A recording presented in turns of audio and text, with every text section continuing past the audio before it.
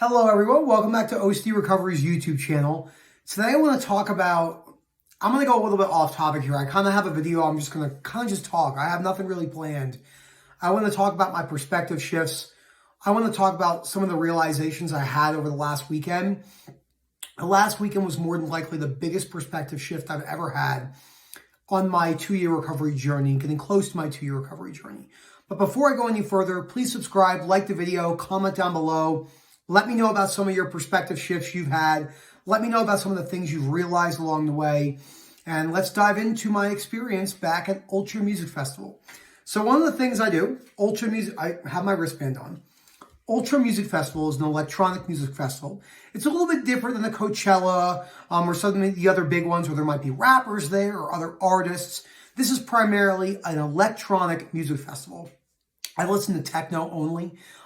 So to give you an example of the type of music I listen to, there's no words. DJs don't come on and talk about hyping Miami up. There's 20, 30,000 people in this one particular structure, and it's just, you don't hear anything but, boom, boom, boom, boom, boom, boom. Very like old school techno, new school techno, and sometimes I do listen to trance, which is a little bit more melodic and emotional. Now that was your little background on music. I haven't been back there since 2019. Because 2019 was the last year they had it because of the pandemic. So it was shut down for 2020 and 2021. So it's been 3 years since we've gone, but this is my 6th time going. The first time I went was 10 years ago, 2013. It's hard to even imagine that. When I got to the airport and I went to check in, I pressed in my confirmation number and it said to me that my flight was not ready. I couldn't check in for 24 hours. And I said to myself, what do you mean I can't check in for 24 hours? My flight is in X amount of time. What had happened was I had my flight canceled on me and it was booked the next day. So I immediately went into a panic attack. It only lasted for a few minutes. I booked another flight right there. I applied unconditional life acceptance. I didn't try to work it out and I just moved forward. And I did feel pretty bad for 20, maybe 30 minutes. And then eventually it went away and I was in the airport for 12 more hours. And then I had a red-eye flight. So my flight left at midnight. Florida, where I live, is 2 hours ahead. So I got there at 6 in the morning. I had to check into the hotel early. So I had to pay an extra X amount of money to get to my hotel early because my buddy's flight got canceled. So we had a lot of crazy things happen, unconditional life acceptance. I've been waiting for this because music is very important to me. I love electronic music and I'm a dancer. So I love going there and dancing and shuffling, as we call it. I'm really good. And just having a good time. So that was really the first thing I noticed. I said to myself, wow, I might have panicked and had a panic attack in that moment because I was so disappointed because I was looking forward to this. But then I realized that life goes on. And even if I was there a day late, I could still enjoy my weekend. So I get there. I check into my hotel. And as I tell many people, Miami is basically the most materialistic place I've ever been in my life. I love Miami. It's so cool. I'm a big car guy. Saw like 150 supercars in 2 days. It was insane. We stayed in Brickell, which is a really nice area. Ran into a couple NBA players because the New York Knicks were playing the Heat. So that was awesome. I walked past someone and I was like, oh, that's Blake Griffin right next to me. And I didn't say anything to him because I'm sure they get it all the time. So that was cool. But as I was walking around Miami, I started to realize how much people live off of conditional acceptance. How much their entire lives depend on looking a certain way, portraying a certain image. I like looking good. I like looking presentable. I like wearing okay clothes. Clothes aren't my big thing. I like cars. I like having nice hair, my nice slick back. As you know, so I don't have a beard right now because my wife made me shave it. But I realized that I don't need that. I just prefer it. So I kind of lost that demand that I absolutely needed to look a certain way in order to feel a certain way. And that was really important because when you're in Miami, everyone's there for the looks. They're renting supercars and they're all done up. There's lots of, it's the city of plastic surgery and all these other things. And it really was a slippery slope for me because I realized just how much. I remember at one point, I was the second day of the music festival and my feet were killing me. I'm not 21 anymore. I can't go for 12 hours, 3 days in a row. And I sat down on this bench and I just watched. And I just people watched while I had a drink in my hand. I think I was drinking a Red Bull vodka. Everyone knows I love Red Bull vodkas. All my friends make fun of me. And I was drinking a Red Bull vodka. And I was just looking. And I was looking about how much we as a society care about what other people think about us. And it is so sad to me that it almost made me cry, because I realized that that is exactly what I was like my entire life. Now, you don't know what you don't know. I don't know anything about construction, so I don't know what I don't know.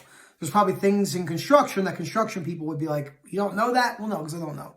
Just how people don't understand that self-esteem is a myth. It's not good to want to have good self-esteem. It's actually quite unhealthy for us, because it means I need X to have Y.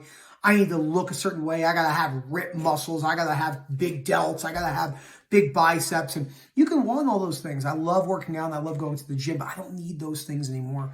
I eat the foods I want to eat. I eat when I'm hungry. I'm not hungry. I don't eat. It's stuff like that. It's super important to cover that. But I realized just at a music festival where everyone is basically not really that much clothes on. I made a joke to Erica, my wife. I said, there's 200,000 people here and 34,000 pieces of clothing. It's just, the way it is. I mean, people know guys have shirts on, and, that doesn't mean you can't wear a shirt. I'm saying that you could tell by the conditional acceptance that they want other people. They're craving the acceptance. They're craving it. Another thing, too, is I counted my macros every day for 10 years. I was actually quite flexible. I was a flexible dieter. I would go out to eat here and there, but I still would in the back of my mind be thinking like, ooh, is this too much fat? And you want to be conscious about the way you're eating, because if you're really overweight and you don't have any activity, it's still unhealthy. It doesn't mean you can't accept yourself, but it's always good to be healthy, in my opinion, as healthy as you can be. But it was my first time going out and eating foods and eating breakfasts and eating so much good, amazing Miami food. Oh my God, it was so good. So authentic. We went out to a taco place on Friday night. It was so funny. The girl comes up, starts speaking Spanish to us. My buddy and I are like, do you see me? I do not speak Spanish. But because Miami is so heavily dominated with Latinos, Spanish is, I believe, the #1 declared language there. I'm sure many of you watching this video who are going to watch this video might be from Miami. We have a huge following from OCD Recovery in Miami. And I love Miami. I love it. I've been going there for 10 years, like I said. It's absolutely amazing.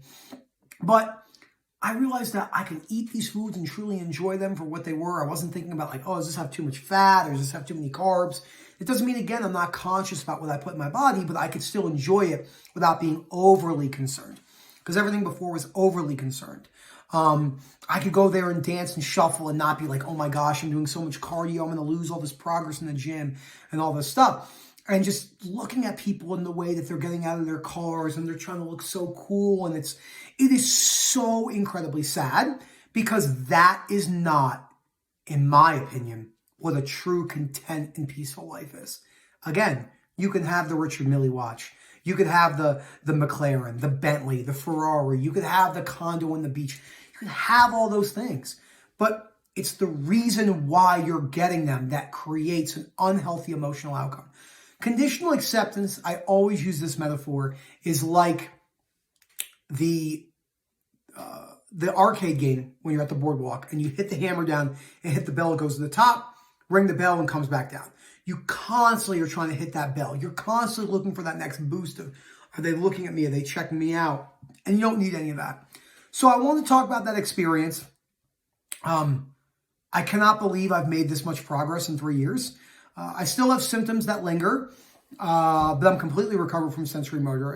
Oh my gosh, I haven't thought about that in I don't know how long. Completely recovered from that because I'm not scared of it coming back or being stuck forever. But I've made a lot of progress with my conditional self-acceptance. I didn't think I made that much progress. I still was like, oh my gosh, all I think about is this and that and that. And then when I got there, I was messaging Rob thinking, wow, I have made crazy progress. I was like, oh my gosh, I am so fortunate. So there's a lot of hope out there. It doesn't mean you can't look good. It doesn't mean you can't like nice clothes. But if you're constantly doing it to impress people and trying to get other people to approve of you, if you're craving acceptance, that's usually a slippery slope. So I hope you enjoyed this video. Again, don't forget to subscribe, hit the like button, comment down below. Talk about some perspective shifts with me. Again, it's really important to share this video. I really want people to see in this one how important changing your perspective on acceptance is. And then you really can get to a place where you don't have to rely on craving that acceptance anymore. Except for me trying to crave acceptance from my wife for letting me keep my beard because I look like I'm 9. All right? I want my beard back. Can you guys message Erica and be like, Erica, let him have his beard back? Or maybe not. Maybe you're like, Nick, you look horrible in a beard. I don't agree with you. But thank you so much for watching. And always, have a great day.